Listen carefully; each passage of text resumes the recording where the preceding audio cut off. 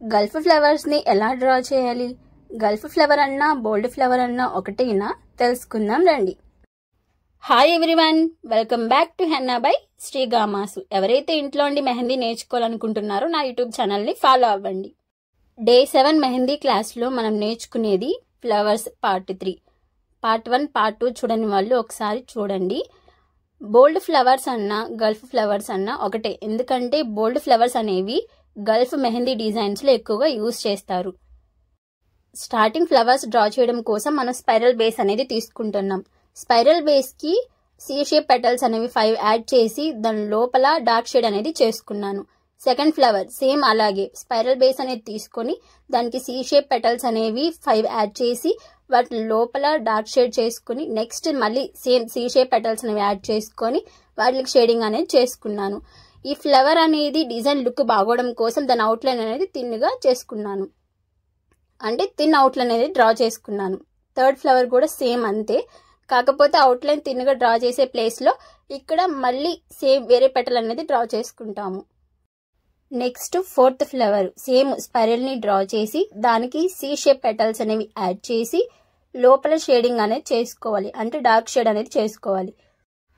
Same fifth flower కూడా అంతే, spiral బేస్తో అలాగే సి షేప్ పెటల్స్ని యాడ్ చేస్తాము. అలాగే సెకండ్ లేయర్ కింద మళ్ళీ సి షేప్ పెటల్స్ యాడ్ చేసి డార్క్ షేడ్ అనేది చేసుకుంటాము. తర్వాత థిన్ లైన్తో అవుట్లైన్ అనేది డ్రా చేస్తాము. సిక్స్త్ ఫ్లవర్ సేమ్ స్పైరల్ని డ్రా చేసి దానికి సి షేప్ పెటల్స్ అనేవి యాడ్ చేసి ఆ పెటల్స్ లోపల డార్క్ షేడ్ అనేది చేసుకోవాలి. షేడింగ్ కంప్లీట్ అయిన తర్వాత అవుట్లైన్ అనేది థిన్ అవుట్లైన్ డ్రా చేసుకోవాలి. నెక్స్ట్ స్పైరల్ ప్లస్ హంస్ బేస్తో ఫ్లవర్స్ అనేవి క్రియేట్ చేద్దాం. ఫస్ట్ స్పైరల్ ప్లస్ హంస్ బేస్ అనేది డ్రా చేసుకోవాలి.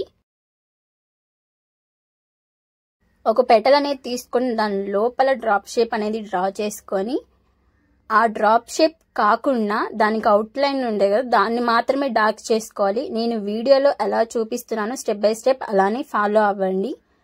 ఆ లోపల షేడింగ్ అనేది వెళ్ళిపోకూడదు, ఆ లీఫ్ షేప్ లోపలికి అలా క్లమ్జీ అయిపోకుండా నీట్గా డ్రా చేసుకోవాలి.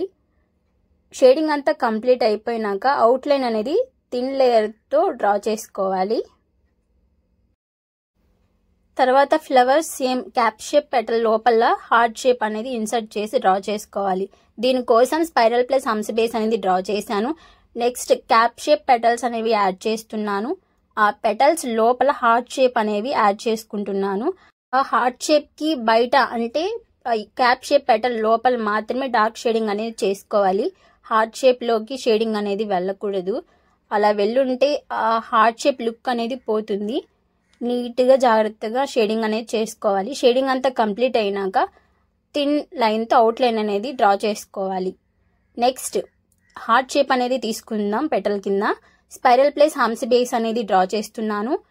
Step by step heart shapes అనేవి యాడ్ చేస్తున్నాను. అంటే 5 అయినా యాడ్ చేసుకోవచ్చు, లేదా 6 పెటల్స్ అయినా యాడ్ చేసుకోవచ్చు, మన ఇష్టం. కానీ దగ్గరగా నీట్గా డ్రా చేసుకోవాలి. మరీ దూరం ఉండకూడదు, అలానే దగ్గరగా కూడా ఉండకూడదు. డ్రా చేసుకున్న తర్వాత ఆ హార్ట్ షేప్స్ లోపల షేడింగ్ అనేది చేసుకుంటున్నాను. నేను వీడియోలో ఎలా చూపిస్తున్నానో సేమ్ అలానే మీరు కూడా డ్రా చేసుకోండి. షేడింగ్ అంతా కంప్లీట్ అయిపోయిన తర్వాత అవుట్లైన్ అనేది థిన్గా డ్రా చేస్తున్నాను. Next spiral plus C shape అనేది యాడ్ చేస్తున్నాను. సి షేప్ బోల్డ్గా చేసి స్పైరల్కి సి షేప్ అనేది డ్రా చేసి దాని లోపల డార్క్ షేడ్ అనేది చేసుకుంటున్నాను. ఫ్లవర్ లుక్ కోసం థిన్ అవుట్లైన్ అనేది డ్రా చేశాను. నెక్స్ట్ స్పైరల్ ప్లస్ హంస్ బేస్ అనేది తీసుకుంటున్నాను. దీనికి క్యాప్ షేప్ బోల్డ్గా డ్రా చేసి ఫ్లవర్ అనేది క్రియేట్ చేద్దాం. స్పైరల్ ప్లస్ హంస్ బేస్ అనేది డ్రా చేశాను. దానికి క్యాప్ షేప్స్ అనేవి యాడ్ చేస్తున్నాను పెటల్స్ కింద.